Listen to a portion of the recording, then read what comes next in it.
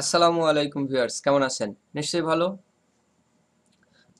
আজ আমি আপনাদের সাথে শেয়ার করতে যাচ্ছি কিভাবে আপনি আপনার কম্পিউটার বা ল্যাপটপের গতি বাড়িয়ে নেবেন, স্পিড বাড়িয়ে নেবেন, অন্তত দ্বিগুণ করে নেবেন। আশা করব ভিডিওর শেষ পর্যন্ত সঙ্গেই থাকবেন। তার আগে আপনি যদি আমার চ্যানেলে নতুন হয়ে থাকেন তাহলে অবশ্যই চ্যানেলটি সাবস্ক্রাইব করবেন। সাবস্ক্রাইব করে বেল আইকনটি অন করে দিবেন পরবর্তী ভিডিওর নোটিফিকেশন পাওয়ার জন্য। আর যদি অলরেডি সাবস্ক্রাইব করে থাকেন, thank you very much. Viewers, আমি উইন্ডোজ 10 এ করে দেখাবো।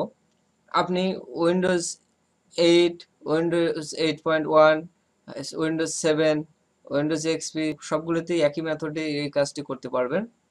তো চলুন ভিউয়ার্স, এর জন্য আমাদের প্রথমেই রান অ্যাপে প্রবেশ করতে হবে। রান অ্যাপে যাওয়ার জন্য আপনি কিবোর্ড থেকে উইন্ডোজ কি প্রেস করে আর প্রেস করবেন। রান অ্যাপে গিয়ে যে সার্চ বার আছে সেখানে আপনি টাইপ করবেন শিফট 5, তারপরে লিখবেন টেম্প, TEMP, এবং আরো একবার শিফট +5। এখন ওকেতে ক্লিক করবেন। দেখুন এখানে কতগুলো ডাস্ট ফাইল জমা হয়েছে। এতগুলো ডাস্ট ফাইল যদি আপনার কম্পিউটারে থাকে তাহলে কিভাবে কম্পিউটার দ্রুত রান করবে? সকল ডাস্ট ফাইলগুলো সিলেক্ট করে আপনি ডিলিট করবেন। তো চলুন সেটা কিভাবে করবেন। মাউস দিয়েও করতে পারেন অথবা কিবোর্ডে কন্ট্রোল A প্রেস করে করতে পারবেন। সিলেক্ট হয়ে গেলে এখন এইখান থেকে ডিলিট প্রেস করতে পারেন অথবা মাউসের রাইট ক্লিক করে সেখান থেকেও আপনি ডিলিট করতে পারেন। ইয়েস ওকে করবেন, কন্টিনিউতে ক্লিক করবেন। তো ভিউয়ার্স, আমরা আরো একবার দেখি। এখন যে ফাইলগুলো অবশিষ্ট আছে এগুলো বর্তমানে রানিং আছে, এগুলো এখন ডিলিট হবে না, আমি পরবর্তীতে করব। ভিউয়ার্স, আবারও কিবোর্ডের উইন্ডোজ বাটন প্রেস করে আর এ ক্লিক করবেন, অর্থাৎ রানে আসার পরে টাইপ করবেন recent, RECENT, recent. Recent type করার পরে ওকে ক্লিক করবেন। ভিউয়ার্স, এখানে দেখবেন বেশ কিছু ডাস্ট ফাইল জমা হয়েছে। সেই ফাইলগুলো পূর্বের নিয়মেই অল সিলেক্ট করে ডিলিট করবেন। আমার এখানে যেহেতু কোনো ফাইল নেই, আমি এই জন্য করছি না। ভিউয়ার্স, আবারও কিবোর্ডের উইন্ডোজ বাটন প্রেস করে আর এ ক্লিক করব, অর্থাৎ রান অ্যাপে গিয়ে এইখানে লিখব টেম্প, TEMP, টেম্প লিখে ওকে করবেন। ওকে করার পরে দেখবেন এখানে অনেকগুলো ডাস্ট ফাইল বা ব্যাড ফাইল জমা হয়েছে। এই ব্যাড ফাইলগুলো আপনাকে অল সিলেক্ট করে ডিলিট করতে হবে। তো চলুন অল সিলেক্ট করে ডিলিট করি। কন্ট্রোল A প্রেস করলেন, অল সিলেক্ট হয়ে গেল। এখান থেকে আমি ডিলিট করব। ইয়েস।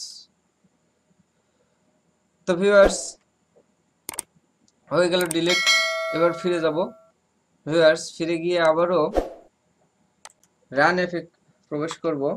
রান অ্যাপে গিয়ে এইবার আমি এখানে লিখব প্রিফেট, PREFETCH,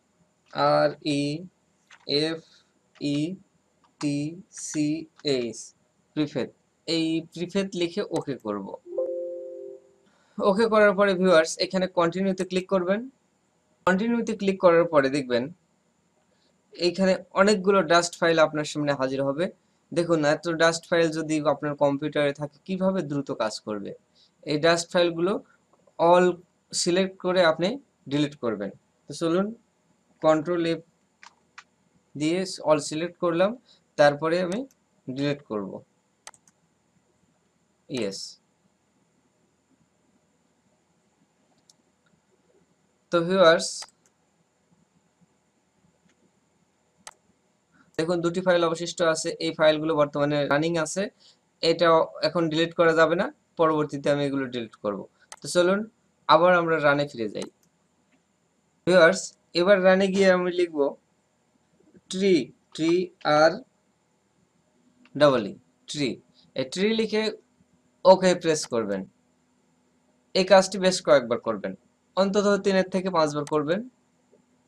তো ভিউয়ার দেখলেন কত দ্রুত রিফ্রেশ হয়ে গেল। বন্ধুরা, আবারও আমরা রানে প্রবেশ করব।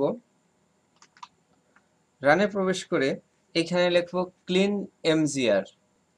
স্পেলিংটা হচ্ছে CLEANMGR।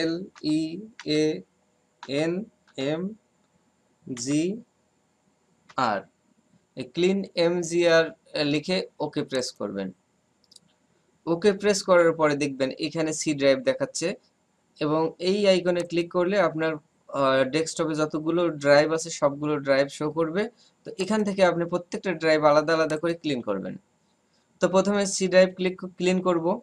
তো ভিউয়ার্স, আপনারা নিশ্চয়ই জানেন বা সবাই অবগত আছেন এ বিষয়ে যে আপনার কম্পিউটারের বেশিরভাগ অ্যাপস বা সফটওয়্যার আপনার এই সি ড্রাইভে থাকে। এই জন্য সি ড্রাইভ ক্লিন করতে একটু বেশি সময় লাগে। তো চলুন পর্যায়ক্রমে আমরা সকল ড্রাইভগুলো ক্লিন করে আসি।